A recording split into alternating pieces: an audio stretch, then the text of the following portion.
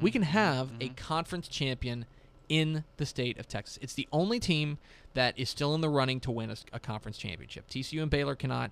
A&M cannot win the SEC. They're not in the title game. There are no other teams that can win a conference championship besides Houston. And I've always thought, and admittedly I'm in a weird position. I have a very unique job. Very unique job. You do. Where I cover 12 teams in the state of Texas. So take what I'm about to say with a grain of salt. But I've always felt that when in doubt, Texans should root for the Texas team and root for good things to happen to Texas teams. And when the state no longer has a shot at a conference championship except for one team, even if you don't have any feelings towards Houston, you should be rooting for Houston as a Texan on Saturday. Am I off base on this? I'm with you. Okay. I think that we need to have some state pride here. Now, as far as the game is concerned, Temple, you'll remember, was a white-hot team. It was the team everybody wanted to talk about about a month ago, going into that game against Notre Dame. Yeah. They've faded since then, but their defense is still very, very good. Pretty solid in all aspects. If there's a weakness on the team, it's probably in the secondary, but they still make plays. Their linebacker, Tyler Matkevich, is really good. Really good. Yes. And he's going to be and a little crazy. But that's what makes him fun. They're going to be all over this running game of Houston. Here is the thing, though, is that Temple, I don't think, can score. And if this thing gets into a shootout, they're not going to be able to hang with Houston. They've got a decent running back in Jahad Thomas. Their quarterback, P.J. Walker's fine. They've got a decent wide receiver in Robbie Anderson. But this offense, overall, this Temple offense is nothing to write home about. And so when you look at Houston, coming off of a big win, I think the biggest enemy to Houston in this game is themselves. And we've seen it before. In fact, I believe the last time Houston was in a conference title game. Kevin Sumlin's last quote-unquote regular season game. You are correct. Where they had a shot at going to a BCS Bowl. Yeah. If they could have closed the door on a Conference USA championship. And they just no-showed against Southern Miss. Southern Miss, is that right? Do I have that right? I think that's right, yeah. They just no-showed. And that was an instance in which there were all sorts of rumors swirling about Kevin Sumlin. He may have even accepted the job by then.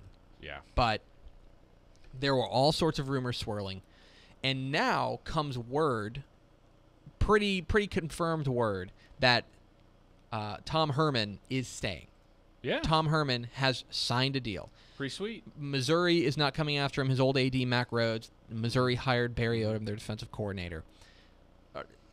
It sounds like Tom Herman is staying put, which is great news. Yeah. Houston's the better team here. Yeah. Houston's the better team, and they're at home. Yep. Can they make sure that those are the defining characteristics of this game and not ding-donging around and throwing a bunch of interceptions or fumbling the ball or anything like that? Very football term. It's a medical ding-donging it around. It's a medical term, actually. Yeah, medical. Okay. I like Houston in this game. I think you're going to see a great game, a breakout game from Greg Ward Jr. because they're going to need to throw. I don't think there's going to be a whole lot of running room for Kenneth Farrow. And I think that the defense, and we've said it over and over and over, the Houston defense is not great. No.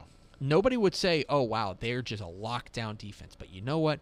They have the knack for the big play. Coming off their biggest performance of the year. Yeah. Tough team against Navy, and they didn't really seem to have any issue. And now they're facing a worse offense. Yeah. I like Houston to win the American Athletic Conference. Yeah, I do too. I think there are some hiccups here. This is a good team they're playing, but I think you look at everything and I think especially at home, in front of what will be an obviously partisan crowd. Because I'd love to see them on New Year's Day too. That would be a lot of fun. Yeah. So, and they're in good position. 11 a.m. Saturday in Waco, Texas takes on Baylor. Oh, this is still happening. Yeah, it's still happening. There's not a whole lot to say about this. Baylor is a giant favorite, and with their third-string quarterback. For all the reasons that you think they are. They're the better team. And there's no real reason to think that Baylor's going to lose this Especially now that we know that basically the three best players for UT won't be playing. Right. Malik Jefferson's out with an injury. He's done for the year. It's not good. It's not good. So here is, to me, the one shot for Texas to win this game. Let me carve out a scenario in which Texas wins this game. And I think it's a very narrow scenario. My mic's doing weird things.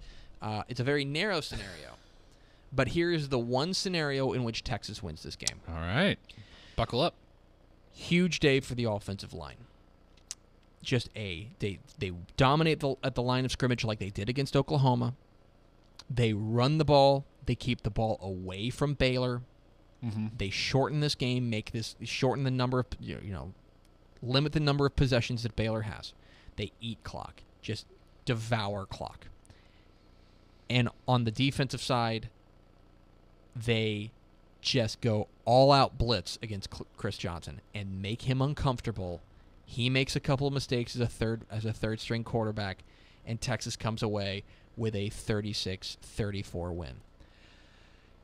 Now, that is not going to happen. I think even if that does happen, you still think Baylor wins? They still lose. Yeah, I think Baylor wins. I totally agree. I don't think there's really a reasonable path for Texas to win this game. That is a path.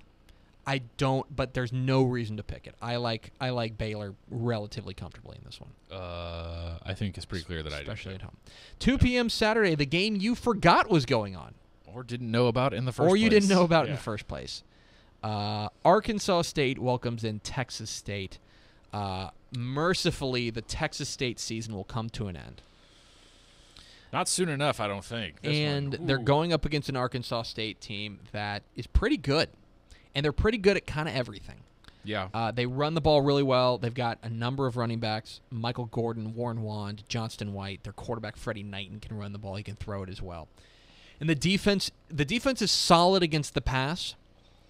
And their running defense is fine. It's okay. It's nothing special. That's where, if Texas State's going to spring the upset, and make no mistake, it would be an upset. Yeah. If they're going to spring the upset, then it's got to be a big day for Robert Lowe in his final game as the Texas State Bobcat. And they've got to run the ball really, really effectively. I just don't see it happening on the road. I don't see it either. I mean, I remember looking at the Texas State schedule at the beginning of the season, looking up and down it and going, okay, if they're going to have a breakout year, they're going to be sitting at this game, and this may be, for the conference goods. Yeah. And now, yeah, exactly. 3-8, 2-5. Just ready for it to be done. Blech. Ready for it to be done. Which is sad because there are a lot of guys on this Texas State team that I really like who are going to almost certainly end their career with a loss in a 3-9 season. Yeah. But there are a lot of guys, especially Robert Lowe, who's been such a heartbeat for this team for so long. But I like Arkansas State to win.